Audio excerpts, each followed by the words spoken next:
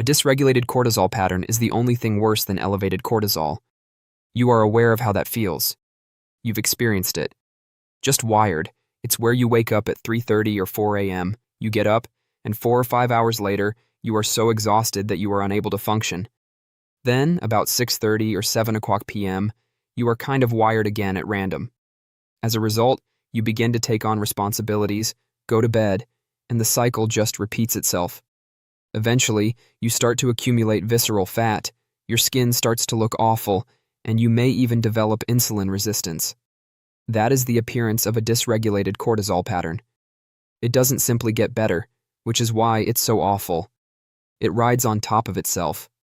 As a result, those rhythms simply continue to be dysregulated, causing your cortisol levels to rise steadily until your metabolic system is disrupted and you're in much better shape. It simply keeps building on top of each other until you have a dysregulated metabolic system, at which point you are in serious danger. We will discuss how to break that pattern. We will also discuss the reasons for that pattern. We will therefore discuss a few topics in today's video. We'll start by discussing a fasting issue, how it relates to cortisol, and, above all, what it reveals about our cortisol risk.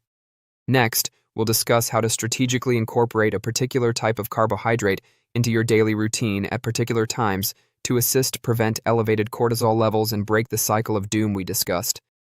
Thirdly, we will discuss a fasting method that you can employ to truly reset. You can still use it with calorie restriction even if you're not fasting. It involves realigning cortisol cycles and circadian signals. At the conclusion, I'll give you my toolset.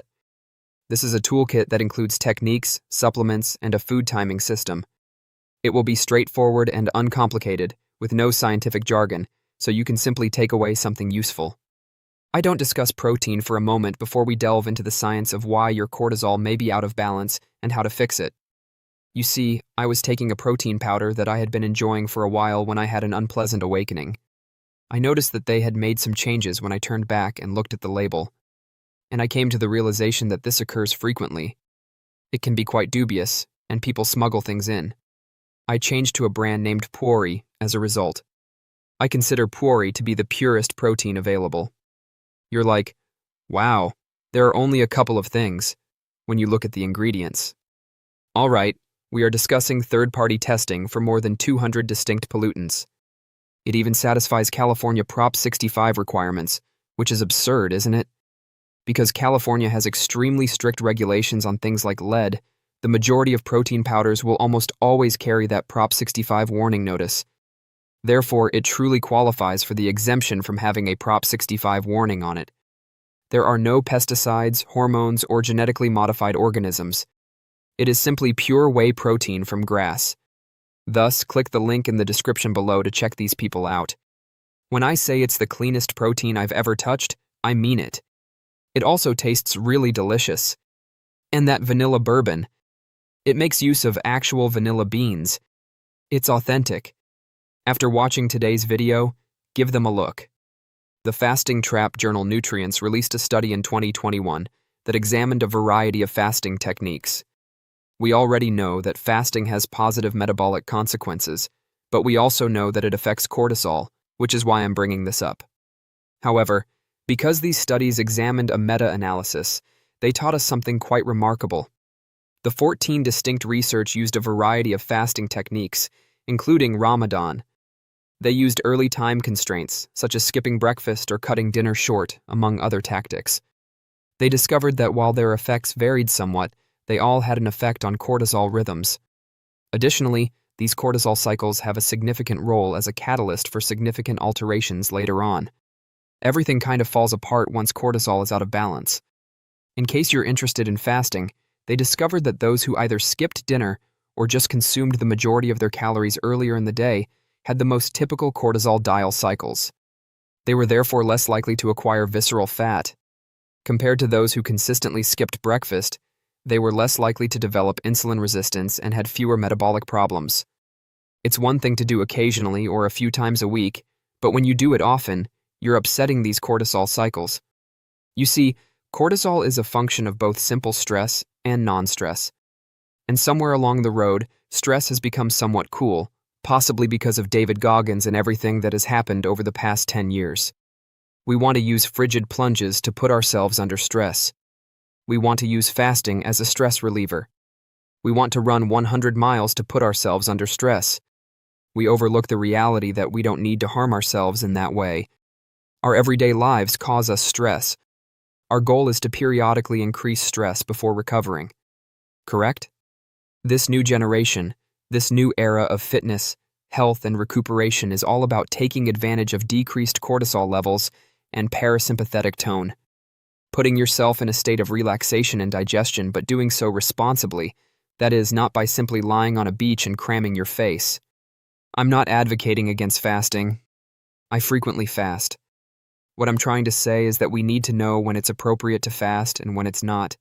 But more importantly, if you're trying to lose weight, even if you're not fasting, when you should restrict your caloric intake and when you might need to take a break, because the caloric restriction model has just taught us that we need to stress and restrict our caloric intake on a long-term basis. Furthermore, we never treat ourselves with a fasting and feasting mindset. I therefore advise you to consider your life in terms of surpluses and deficits at various scales, even if you are not fasting. All right? However, I do want to discuss this one-time, one-type carb signal that you may use to turn off cortisol and aid in your body's partial recovery.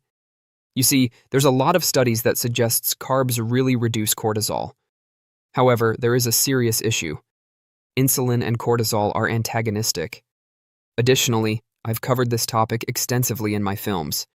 This suggests that significant visceral and belly fat gain results from the combination of cortisol and insulin in a high-calorie environment. Our visceral fat, or belly fat, contains a large number of glucocorticoid receptors. Therefore, we end up with a lot of storage in that area when cortisol and insulin levels are high. This has received a lot of attention and is a real thing. However, it's also misinterpreted. And keep in mind that before I give you my entire plan and approach and toolkit foundations at the end of this video, I need to establish the groundwork so that everything makes sense. It doesn't follow that insulin can't be effective just because cortisol and insulin equal belly fat. Cortisol is also inhibited by insulin. Therefore, the main issue with the entire debate about cortisol and insulin being harmful is that these hormones only become problematic when they are paired with a lot of other calories. It can be really helpful to occasionally consume carbohydrates to truly suppress cortisol. One of the things I advise people to do at the conclusion of their fast, especially after working out, is to truly turn off the stress response by consuming only a small amount of honey and carbohydrates. Why does that have such power? The reason for this is that you are experiencing something that is suppressing the cortisol and stress reactions. A fast bolus of carbs is the fastest way to tell your body that you are safe. I don't mind at all if that's the only time you eat carbohydrates each day. If you've been low carb and it has worked for you, I'm not advocating that you return to consuming hundreds of grams of carbohydrates. In other words, you should use carbohydrates as a signal to your body that you are safe. It will induce the necessary relaxation and digest parasympathetic tone that activates the body. Serotonin is even produced by it. Therefore, I'm urging folks to properly extend their bodies before recuperating. Therefore, unless you're doing something very specific, where you're trying to continue burning fat after the fast, or unless you're doing something very specific, where you're trying to continue burning fat after the workout, carbohydrates at the end of a fast and the absence of fat are not relevant for today's video. Now that we've discussed how to use carbohydrates, let's discuss a fasting method. Even if you don't fast on a regular basis, there is something you may attempt that may have a very potent effect on cortisol rebooting and supporting your entire system. Join our diabetes health community and take control of your health with confidence. By hitting subscribe and like, you'll receive daily, easy-to-follow health solutions focused on blood sugar control, healthy habits, and long-term wellness. Stay informed, stay empowered, and move toward a healthier, more balanced life. One smart step at a time. Recall that stress will cause cortisol levels to rise. Nothing will cause you more stress than an intense workout that goes too far. However, long-term calorie restriction is more crucial. Additionally, I use fasting as an example because I have personally experienced it.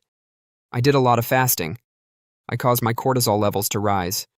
I was therefore internally anxious despite having a low body fat percentage. Many people also go too far with it.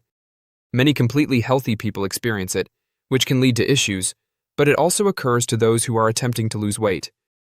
Therefore, I suggest using what's known as a 52 method as a reset. This is where you eat 3 square meals on weekdays, 5 days a week. You eat regular meals. You prioritize consuming the majority of your calories, lowering your carbs, and consuming a lot of protein in the morning. Lunch like a prince, dinner like a firecracker, and breakfast like a king. All right? Monday through Friday, you employ that tactic. You then add carbohydrates in the evening, Monday through Friday. Crazy, huh? You include carbohydrates. Try including carbohydrates if you don't typically consume them. You've got your protein. In the evening, you maintain a reduced fat intake while increasing your carbohydrate intake. It sounds absurd. I just advise you to do this for a few weeks, so just have faith in me. This will restart your thyroid and assist restore TSH, T3, and all thyroid signals. It helps bring your cortisol levels back to a lower level in the evening and a greater level at the appropriate time in the morning. Would you rather perish on the hill of saying, "Do you want to course correct? I will not own an automobile." You may return to a lower carb diet later if that's how you prefer to eat, I promise. Therefore, you consume, say, 75 or 100 grams of carbohydrates in the evening. On Saturday and Sunday, you either fast or eat only one meal each day. Simply have lunch or dinner. Hostile. You can even work non-stop for 48 hours. Alternatively, you engage in intermittent calorie restriction. It's comparable to fasting, but instead of eating 500 calories on Saturday and 500 calories on Sunday, you establish a very low calorie figure, say 500. That's so extreme, he says. That is really excessive. But disregard the fact that I probably had you eat more than usual during the week. Consolidated cortisol stress is what you want, not prolonged cortisol that constantly throws off your rhythms. The issue is not the sporadic stress, but rather the continuous exposure to cortisol. Our bodies can tolerate it for a few days. It won't be like fasting for 16 hours every day for 3 months. Just a tad of tension, isn't that right? We must manage our stress levels. That's how I include the full toolkit into some of my tools, which you are welcome to try. Carb refeeds in the evening till you feel like you're getting a good night's sleep and that everything has returned. Make sure your fats are low when your carbs are high, but keep your carbs low during the day and higher in the evening. Mornings with lots of protein. What will this accomplish? The protein leverage hypothesis is the name given to it. You should aim for at least 75 grams of protein in the morning, if not more. All right? Numerous pieces of evidence indicate that we will simply keep eating until our protein requirements are satisfied. This implies that you will have more control over your diet the earlier in the morning you meet your protein needs. That's a fantastic time to say, I'm going to load protein in the morning for those 5 days a week, so that I don't overindulge when I do eat carbohydrates in the evening. Additionally, you want to consume more calories in the morning. All right? This implies that more fat is distributed in the morning. We can actually avoid fat buildup by stacking our calories and fat calories in the morning and decreasing the fat calories in the evening as carbohydrate calories increase in the evening, according to a fantastic BMC medical genomics study. When I'm experiencing a cortisol reboot, I consume the majority of my calories in the morning. Additionally, it signals the body that it has enough fuel. I can relax. All right, it's not always a good idea to keep things tense in the morning. Grounding. All right, this relates to cortisol and the well-known cortisol test. We have seen the studies on inflammation in relation to stress. The cortisol studies have been shown to us. I promise that putting your feet on grass affects your body. All right, so we've seen the things with force bathing, being outside in the lush grass and being outside in the woods. Obtaining the negative ions from the soil and the beach, correct? That material is important. We are electrical beings, despite the fact that this may sound absurd. We are unquestionably electrical organisms if anyone has any background in physics, electricity, or remote electricity. I won't even begin to discuss the quantum aspects. Sunlight should always come before coffee. I am aware that winter is difficult. I am aware that rising early can be challenging. Red light might always be used for manipulation. That's an excellent tactic. Simply put, though, attempt to expose your face to 5 or 10 minutes of sunlight or red light before drinking coffee. In this manner, you won't be piling cortisol on top of cortisol, correct? Rising with elevated cortisol levels. People wake up at 4 in the morning because their cortisol levels are elevated, making them wired. At 4 o'clock a.m., they have coffee, and you simply carry on with the cycle. Let's now discuss some useful items and supplements. Unbelievably, 200 to 400 mg has a significant impact on cortisol. De-stressing yourself is a terrific tactic if all you need to do is relax. Shilajit. This Himalayan resin aids in healing and stress adaptation. Thus, you are able to adjust to elevated cortisol levels. Has less of an effect on you. Look into that one. I made a video about it. Glycinate of magnesium. Magnesium already has a strong soothing effect on the body. It has a profoundly relaxing impact when bound to glycinate, not just on the NMDA receptor, but also on lysine, a neurotransmitter that prompts me to direct glycine. As a neurotransmitter, 3 grams of glycine causes your body to enter a parasympathetic tone, which makes you feel calmer and more at ease. So give it a try. Use that as a tool set to reduce cortisol and quickly regain control over your rhythms. Keep in mind that there are possibly more problems than you realized due to your dysregulated cortisol. Our bodies are perfectly balanced. Additionally, Shilajit said that I would show you a movie I made on Shilajit, which may be something you could incorporate into the mix.